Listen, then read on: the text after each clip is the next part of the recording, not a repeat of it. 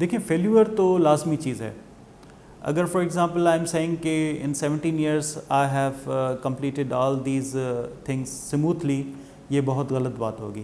مطلب میرا نہیں خیال کہ لائف میں کوئی ایسا بندہ ہوگا جس نے لائف میں کوئی فیلیور فیس نہیں کیا ہوگا. Failure is must.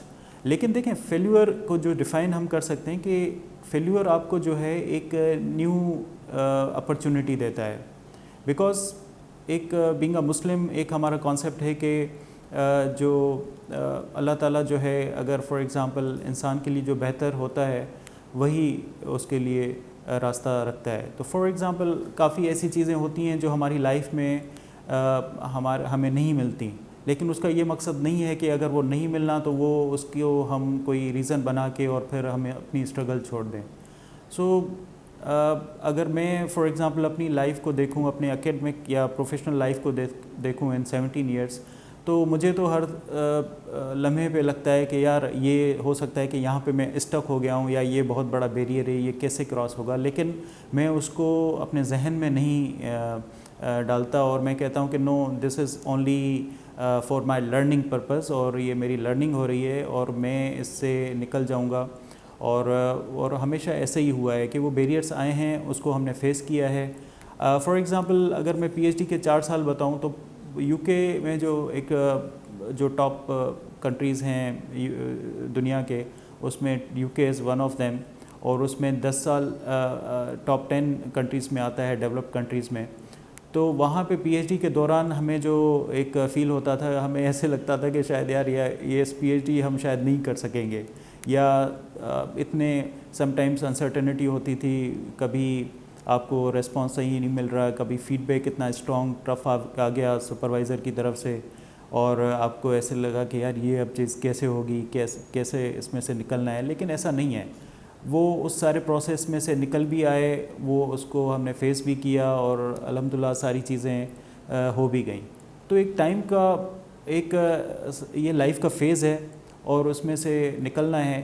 لیکن اگر دیکھیں, اگر ہم جس ٹائم میں پیدا ہوئے اس وقت لائف اتنی ایزی نہیں تھی, یا جو ایک اپرچونٹیز وہ اتنی زیادہ نہیں تھی. اس کی مثال میں آپ کو ایسے دوں کہ میں نے گریجویشن کیا, کوئی اسکالرشپس اپرچونٹیز اس وقت گورنمنٹ کی یا کوئی اور نہیں ہوتی تھیں. اس کے بعد میں نے زیبت سے ایم فل کیا, وہ بھی سمجھیں کہ سیلف فنڈنگ تھی. دین ڈیفینیٹلی میں نے ایچ ای سی کی اسکالرشپ کوالیفائی کی فار پی ایچ ڈی.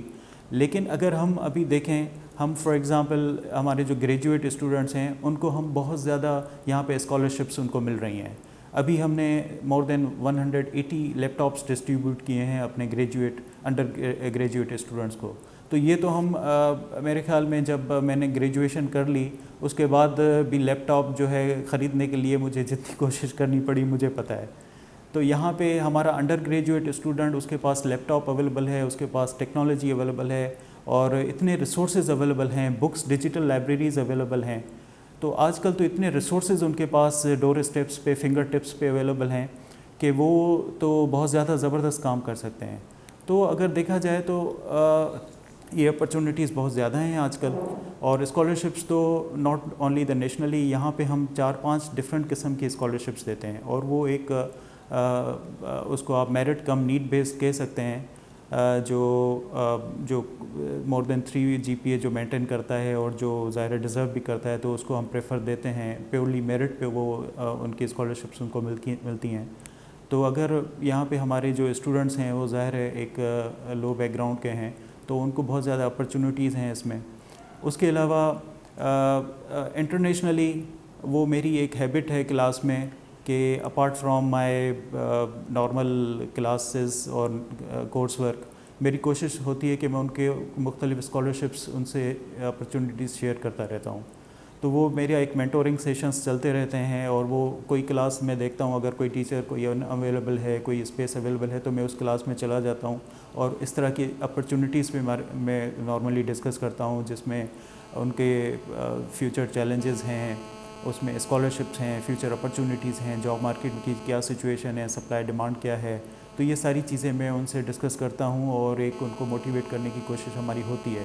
تو اس میں بیسیکلی فوکس یہی ہوتا ہے کہ یار چیلنجز جو ہے وہ آپ کو اونچا اڑانے کے لیے آتے ہیں, اور وہ آپ کے لیے ایک اپرچونٹی پرووائڈ کرتے ہیں، آپ کے لیے ایک لرننگ کے نئے پلیٹ فارمز آپ کو پرووائڈ کرتے ہیں. تو ان کی بیس کو، ان چھوٹی چھوٹی باتوں کو، اور ہم نے جو فیل کیا ہے اس وقت، جو ہم اپنے معاشرے میں دیکھ رہے ہیں اس وقت، جو ہمیں نظر آ رہا ہے اپنی سوسائٹی میں، کہ سوشل میڈیا نے اگر کافی اچھی چیزیں دی ہیں تو کافی اس نے ایک انزائٹی بھی اور ڈپریشن بھی کریٹ کیا ہے، کہ تھوڑی سی چیز کو بہت زیادہ ہائپ کر کے اور بتانا، اور اس کے بیس پہ لوگوں کا ایک مائنڈ سیٹ بن جاتا ہے، اور پھر اسی کو فالو وہ ایک کرتے ہیں، اور وہ ایک یہ سمجھتے ہیں کہ بس ساری دنیا یہیں پہ ہے اور یہ چیزیں ختم ہو گئی. ایسا نہیں ہے، یہ لائف ایسے ہی چلتی رہی ہے. ہم نے اپنے بڑوں کو بھی دیکھا، انہوں نے بھی اسٹرگل کی، اور اگر ہم ان کی لائف کو کمپیئر کرتے ہیں تو ہمیں اپنی لائف بہت زبردست نظر آتی ہے. لیکن اگر میں ابھی جو جس جنریشن کو میں پڑھا رہا ہوں، جب میں اپنی لائف کو ان سے کمپیئر کرتا ہوں تو مجھے یہ بہت زیادہ بہتر نظر آ رہے ہیں. تو اس کا مطلب یہ ہے کہ یہ چیزیں بہتر ہو رہی ہیں ڈے بائی ڈے بیسس پہ، اور opportunities day by day basis پہ اور زیادہ آپ کو مل رہی ہیں. تو میرے خیال میں ان چیزوں سے میں پڑھنے سے بجائے بہتر ہے کہ آپ اس ایک اپنا گول لائف میں سیٹ کریں کہ بھائی مجھے 5 سال میں لائف میں 10 سال میں یہاں پہ مجھے پہنچنا ہے، مجھے یہ ٹارگیٹ اچیو کرنا ہے، اینڈ دین اس کو چیز کریں. دس از آئی تھنک ایک اچھا فارمولہ ہے.